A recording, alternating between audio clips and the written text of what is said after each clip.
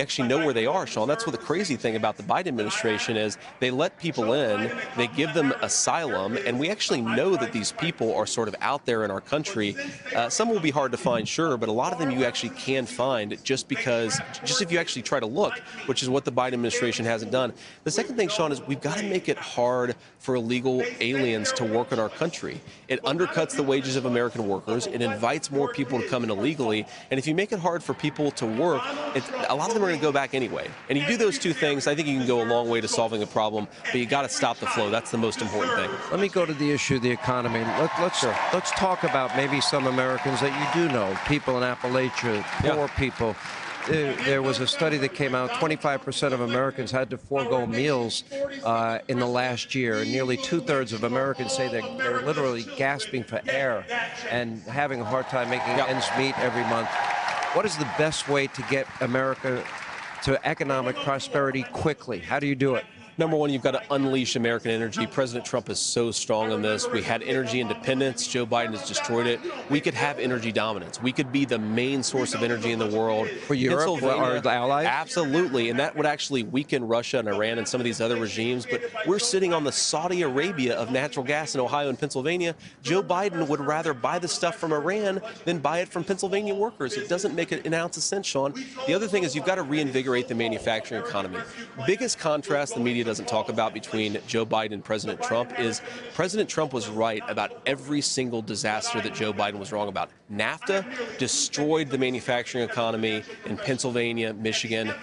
A real estate developer from New York, Donald Trump, was actually right about that issue. Letting China into the World Trade Organization, Joe Biden supported it. A real estate developer from Queens named Donald Trump opposed it. And now, of course, Donald Trump is saying, let's open up America's energy markets, and Joe Biden is trying to destroy it. It's actually shocking. Joe Biden's entire career has been about decimating the manufacturing economy of this country.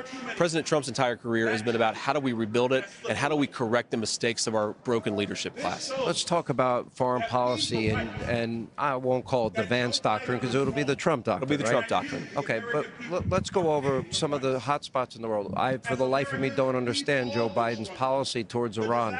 I don't understand why he allows China to have spy balloons and hostile maneuverings against our Air Force and international airways and our Navy and international waterways.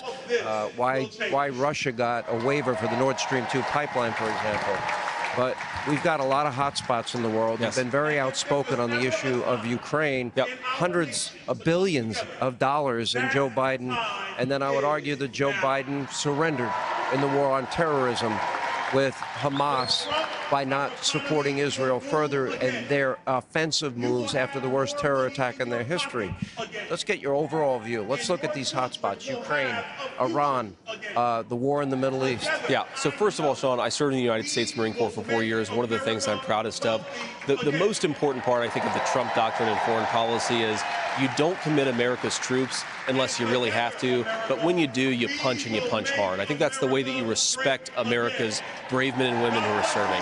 Now, let me say something about... When you say that, does that, like, for example, how President Trump beat the caliphate? It was overwhelming force, and it was done pretty fast. How President Trump beat the caliphate, beat ISIS, which people said literally couldn't be done, and he did it in a matter of months. But also Iran, Sean. A lot of people recognize that we need to do something with Iran, but not these weak little bombing runs. If you're going to punch the Iranians, you punch them hard, and that's what he did when he took out Soleimani. By the way, that action, people said that it would lead to broader war. It actually brought peace. It actually checked the Iranians and slowed them down a little bit.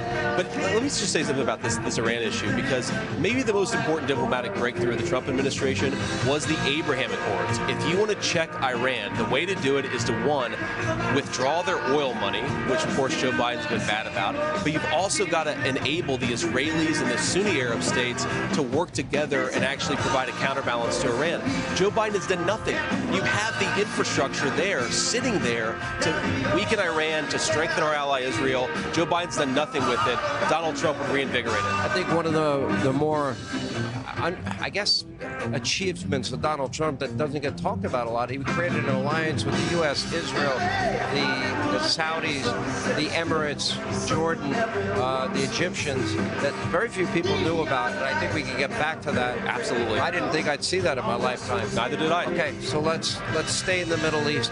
How do we deal with the situation there now?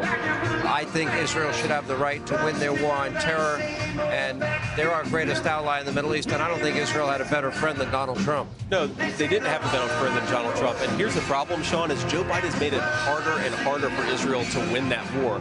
You want two things to happen. Number one, you want Israel to get this war over and as quickly as possible, because the longer it goes on, the harder their situation becomes. But second, after the war, you want to reinvigorate that peace process between Israel, Saudi Arabia, the Jordanians, and so forth. What Biden has done is the worst of all possible worlds. He's prolonged the war, Israel's war, to actually take out Hamas, but in the process, he's made it harder for us to really move towards a sustainable peace. Let's talk about Ukraine. You've been a critic of President Biden's policies. What should the policy be? Well, very simple, Sean. We have to point this out.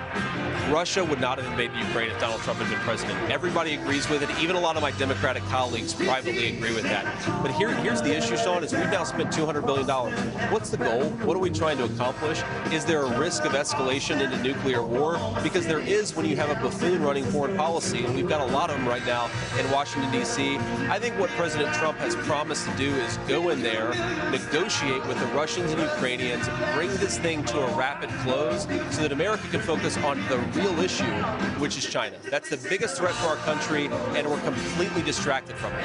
You know, I spent a lot of time on this program pointing out Joe Biden being weak and frail and a cognitive mess. And I've shown a lot of videotapes since before the 2020 election. Yeah.